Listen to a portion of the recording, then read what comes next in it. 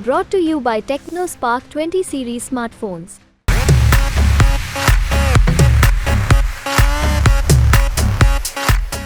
इस वक्त हमारी टीम पटना में है और पटना साहिब से जो उम्मीदवार हैं वो हमारे साथ हैं। कांग्रेस पार्टी के उम्मीदवार गठबंधन को यहाँ से लीड कर रहे हैं। अंशुल अभिजीत जी का बहुत बहुत स्वागत है न्यूज़ तक पर। आप पहली बार आप चुनाव लड़ रहे हैं, पहले तो ये बताइए एक्साइटमेंट कितनी है? नहीं तो है, जाहिर है, लेकिन नर्वसनेस तो नहीं होगा, एक्साइटमेंट भी है। देखिए, चुनाव से मैं गैर कभी नहीं रहा और 86 से ही जो लोकसभा चुनाव हो रहे थे उसमें किसी तौर से मेरा एक योगदान रहा, एक भागीदारी रही। जब से मेरी माँ श्रीमती मीरा कुमार चुनाव लड़ रही हैं, तो ना राजनीति से मैं गैर हूँ न चुनाव से। हाँ, पहली बार लड़ रहा हूँ, एक्साइटमेंट भी है, उत्साह भी है और मैं एक तरह से ये सोचता हूँ कि हम जीत के बड़े करीब भी आ रहे हैं। कैसे, मतलब आपको क्यों लग रहा है कि जीत के करीब है? ऐसा किन मुद्दों के साथ आप आगे बढ़ रहे हैं पटना साहिब? देखिए, एक तो हमारा सकारात्मक जो हमारी योजनाएं हैं, जो महागठबंधन की हैं, जो एकजुट है, बहुत सुदृढ़ हैं। आप जानते हैं यहाँ पर उनकी एक लहर सी है बिहार में, और उसके सकारात्मक जो एजेंडा है, जो आर्थिक जो विषमताएं हैं उस सुलझाने के लिए, या जो फिर बेरोजगारी की समस्या है, महंगाई की समस्या है, किसान है, महिला सशक्तिकरण है, उसको लेके हम मैदान में उतरे हैं।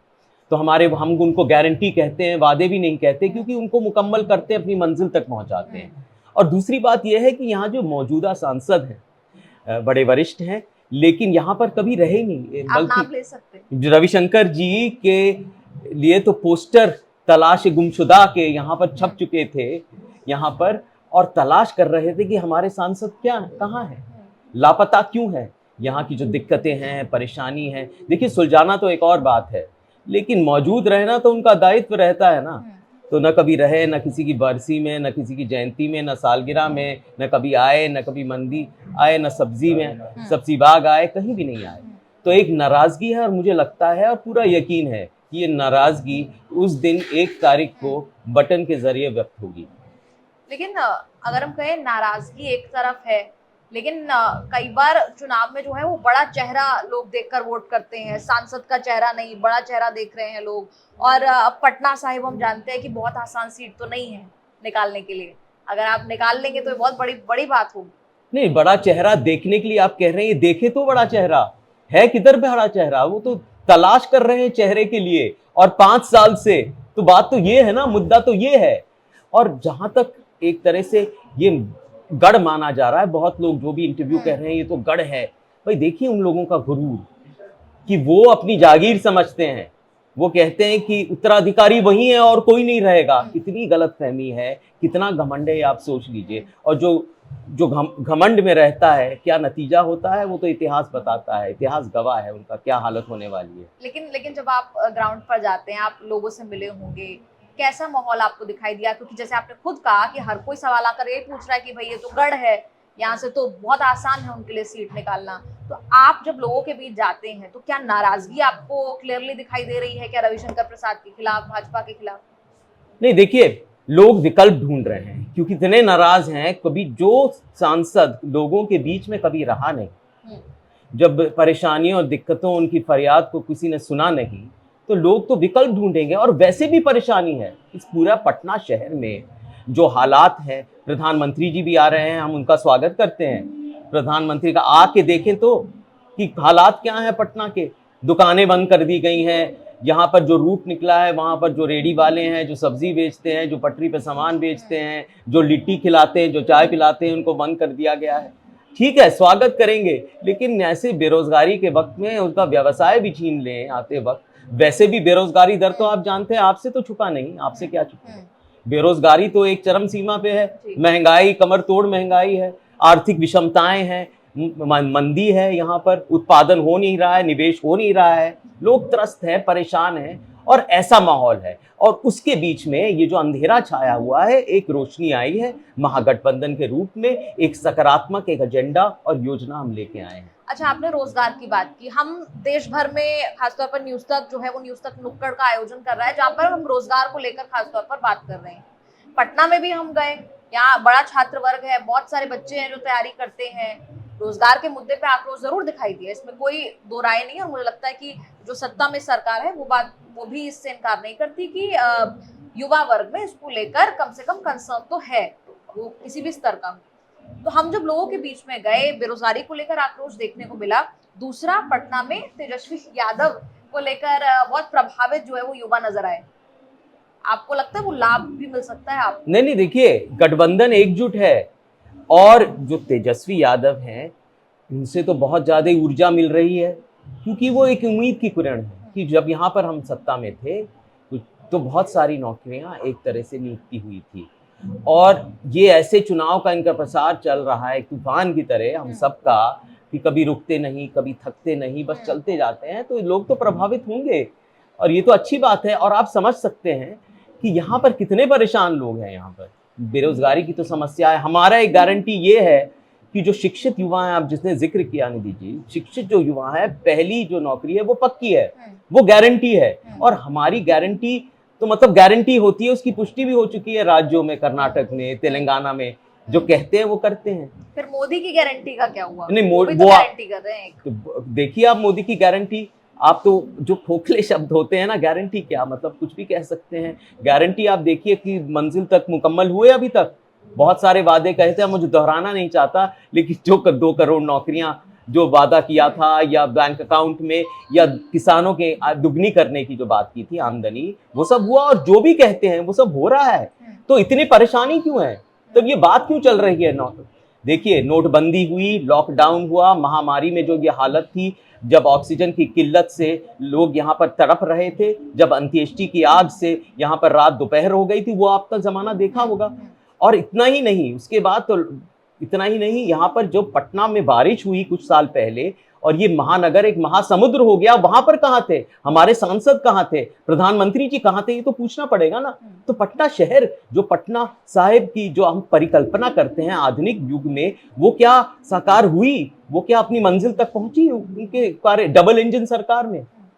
अच्छा, आज प्रधानमंत्री मोदी जो है वो रविशंकर प्रसाद के लिए प्रचार कर रहे हैं, उनका साथ देने के लिए आए हुए हैं। वो बड़ा चेहरा बनकर आए हुए हैं, और कहा जाता है कि एकमात्र स्टार प्रचारक है जो पूरे देश में जो चेहरा है लोगों के बीच में जा रहा है भाजपा की तरफ से हर क्षेत्र में।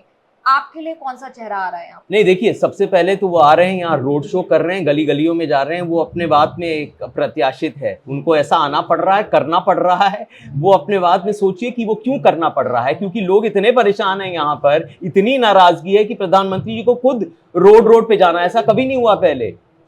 तो हमारे यहाँ तो सब लोग आएंगे, हम तो एकजुट है, गठबंधन है, पूरी तैयारी होगी, जितने भी हमारे नेता हैं यहाँ पर आएंगे। ये देखिए, पटना साहिब तो एक केंद्र है बिहार का, एक मरकज है, यहाँ से सब लोग आते हैं। आप वहां पर मुसल्लापुर हाट में आप गई होंगी, जहां पर जितने कोचिंग सेंटर्स हैं, सब लोग यहीं पर आते हैं उम्मीद के साथ।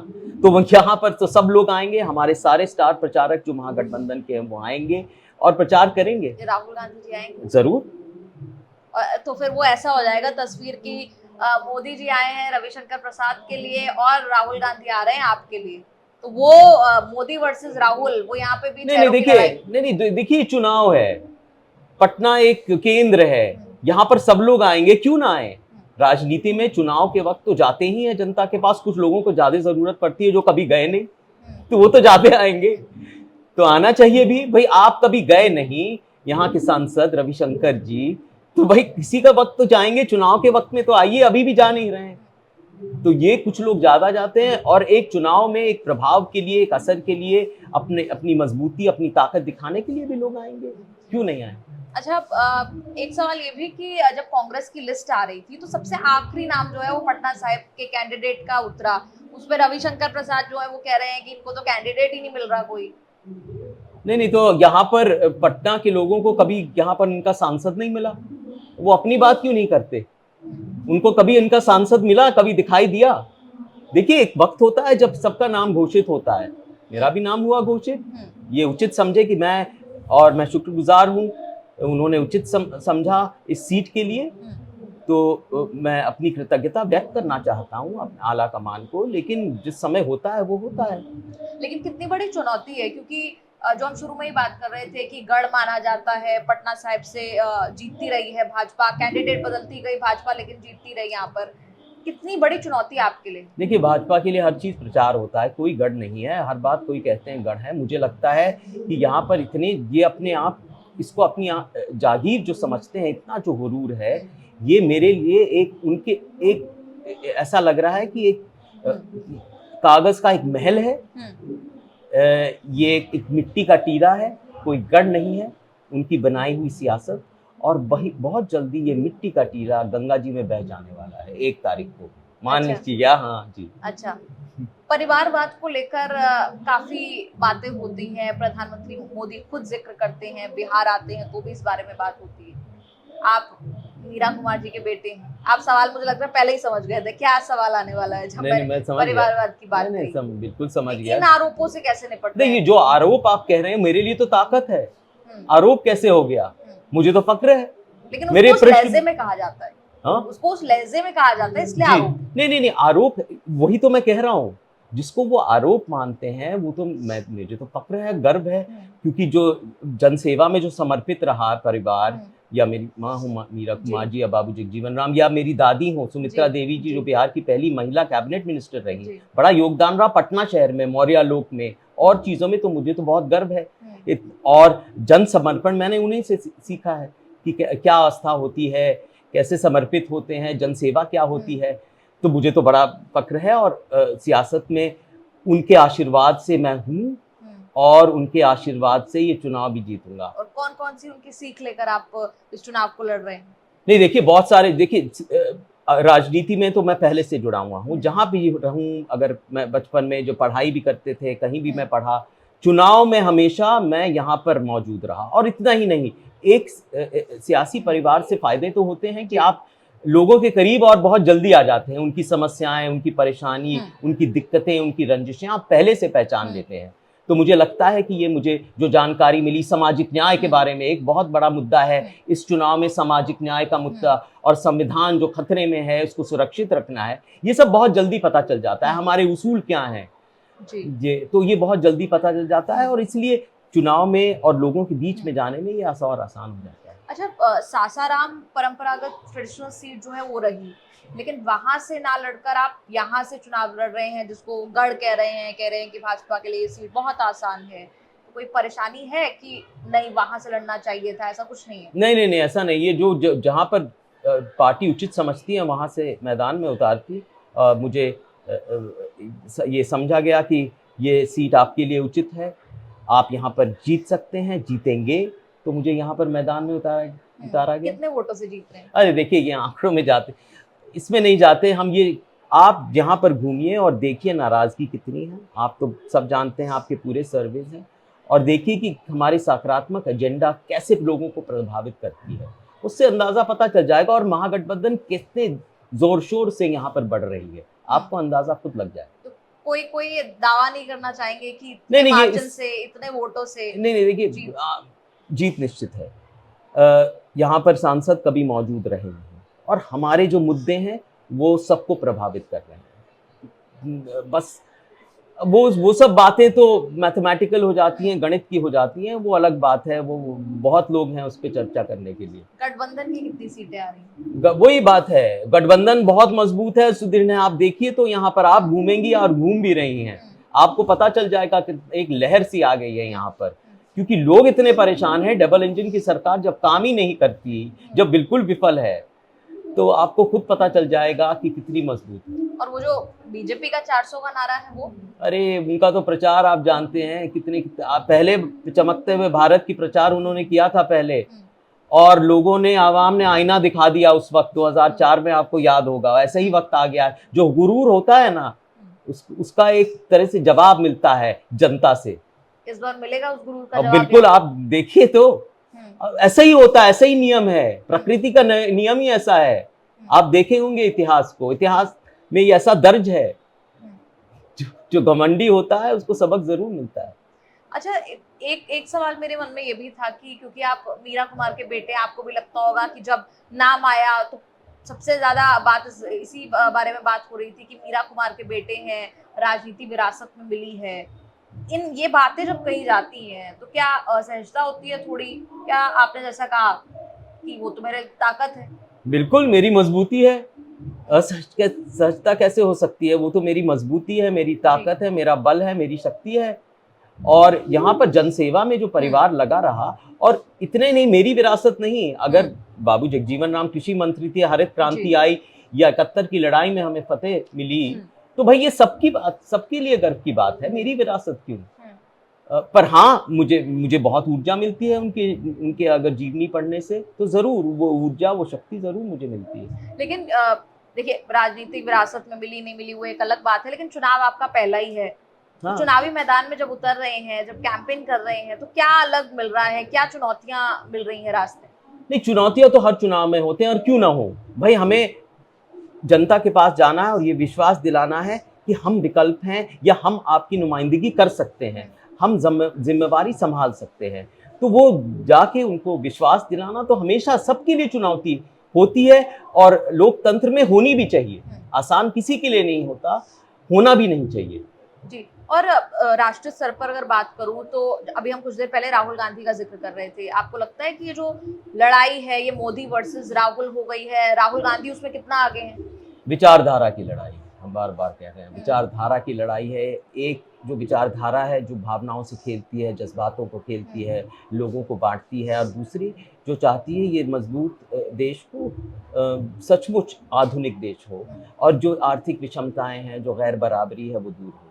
ये फर्जी आंकड़े लेके जो आप हम सामने आ जाते हैं ना, ये भाजपा वाले कि गरीबी अब 5% हो गई है। ज़रा सोचिए, नोटबंदी के बाद, लॉकडाउन के बाद, महामारी के बाद, और बचत सबसे कम हो गई है, निवेश है नहीं, बेरोजगारी दर इतना ऊंचा हो गया है, और आप कहते हैं गरीबी सिर्फ 5% है। तो ये जो फर्जी आंकड़े हैं ना, ये कहीं के नहीं रहेंगे। उनके लिए बिल्कुल एक तरह से जनता जवाब देगी, क्योंकि वो हकीकत जानती है, असलियत जो जानती है, क्योंकि वो जी रही है। बाजार में जा रही है तो सब्जियों के दाम तो सबको पता ही क्या है, दाल, चावल, सब्जी, मसाला, तेल, गैस के दाम जो हमारे से 400 रुपए थे अब 1200 रुपए हो गए, सब जनता जानती है, जवाब देगी। राहुल गांधी कितने मजबूत नेता है? हमने देखा अभी हाल ही में प्रधानमंत्री मोदी को डिबेट के लिए उन्होंने चैलेंज कर दिया। हाँ बिल्कुल, क्योंकि प्रधानमंत्री जी तो वैसे उनका वक्तव्य होता रहता है, मन की बात भी होती रहती है, कि आप जानते हैं कि वो कभी न प्रेस कॉन्फ्रेंस किया, ना आम डिबेट किया।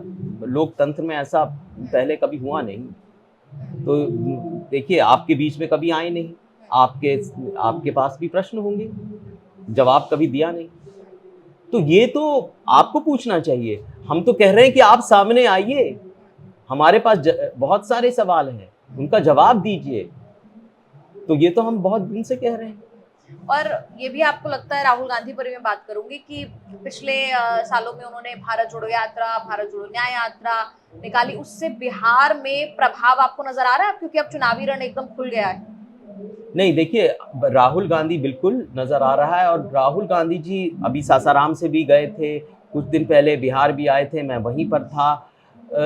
एक जोड़ने की बात कर रहे हैं, एक गुफ्तगू होना चाहिए लोगों के बीच में, और यहाँ पर राजनेता के बीच में एक बहस होनी चाहिए, उनकी आवाज़ सुननी चाहिए, जो यहाँ पर मौजूदा सांसद रविशंकर जी कर नहीं रहे हैं।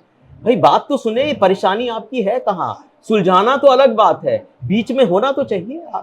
देखिए, यही आपका दायित्व है भाई। आपकी किस लिए चुना गया है कि आप लोगों के बीच में बैठिए, उनकी दिक्कतों को सुनिए, उनकी परेशानियों को सुनिए, उनके बीच में रहिए, कहीं और नहीं, उनका दिल जीतिए। तो ये तो ऐसा हुआ नहीं, और राहुल गांधी जी का यह हमेशा प्रयत्न रहा कि लोगों की बात सुनिए। और आपके उनके प्रेस कॉन्फ्रेंस में देखा होगा कि भी बार बार इसी बात की चर्चा होती, मैं सुनने आया हूँ लोगों को, और ये मैंने सुना है, ये है उनकी परेशानी। अच्छा, यहाँ बिहार से नीतीश कुमार, सब पहले हमने देखा कि जितनी तमाम मीटिंग्स चल रही थी इंडिया अलायंस की, वहाँ वो सबसे पहले लीड ही पटना से हुई वो मीटिंग, लेकिन अब जब उनकी एग्जिट हो गई, उससे कोई नुकसान है क्या यहाँ पर? नहीं, नुकसान तो कभी होगा नहीं। देखिए, इंडिया अलायंस आप देख रहे होंगे बिहार में बहुत मजबूती से आगे बढ़ता चला जा रहा है, और मुझे लगता है जीत के और यहाँ पर जितनी पार्टी हैं वो, और देखिए यहाँ पर जो समर्थन और जो साथ जुड़ रहे हैं, वो उनकी तादाद बढ़ती चली जा रही है। तो मुझे लगता है कि कोई ऐसी बात नहीं है यहाँ पर। आपको जो दिखाई देगा हमारी ताकत, हमारी एकजुटता, हमारी मजबूती। कैसे नेता आपको लगते हैं नीतीश कुमार? कैसे नेता हैं? नेता लगते हैं। नेता देखिए, वो बहुत वरिष्ठ हैं। अब मैं क्या कहूँ, मैं तो अपने क्षेत्र की बात करूँगा। कोई लोग, अब देखिए ऐसे लगता है कि जो उसूल होते हैं, जो विचारधारा होती है, उससे बार बार समझौता करना मेरे लिए ठीक नहीं है, उचित नहीं है। लोग अपनी राजनीति जानते हैं, अपना सफर देखते हैं, सबका अपना अपना राजनीतिक सफर होता है, वो जाने। मैं तो यहाँ पर चुनाव लड़ने आया हूँ, मैं यहाँ पर चुनाव जीतने आया हूँ, और यहाँ पर पटना की आवाम का दिल जीतने, उनका विश्वास जीतने आया हूँ। यहाँ पर मेरा ये मकसद है, मेरी ये मंजिल है, और लोग अपना जाने सफर कैसा है। अच्छा, अंत में जरा सा सवाल रिपीट करूंगी अपना सवाल, कितने मार्जिन से जीत रहे हैं? अरे मैं जीत रहा हूँ, ये पक्का है? ये इसमें न कोई संदेह होना चाहिए, न कोई संशय होना चाहिए, न कोई शक होना चाहिए। मैं यहाँ पर चुनाव लड़ने नहीं, चुनाव जीतने आया हूँ। और जीत के जाएंगे यहाँ से? बिल्कुल, बेशक। चलिए, बहुत बहुत शुक्रिया। अंशुल अभिजीत हमारे साथ यहाँ पर बात कर रहे थे, पटना साहिब से कांग्रेस पार्टी के उम्मीदवार हैं।